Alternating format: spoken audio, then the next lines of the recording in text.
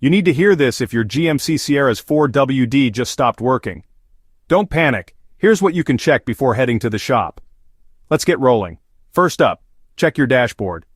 Is the service 4WD light on? If yes, your truck's computer has detected a problem. Sometimes a simple restart can clear it, so turn your engine off, wait a minute, then try again. Next, confirm you're shifting between 2WD and 4WD while stopped or moving slowly, as shifting at high speed can cause issues. Now listen for clicking or grinding noises when you try to engage 4WD. Strange sounds could mean trouble with the transfer case or front axle actuator. Step 3. Inspect the 4WD selector switch on your dash. Is it working? If it's stuck or unresponsive, it might need replacing. Pop the hood and check the fuses related to your 4WD system.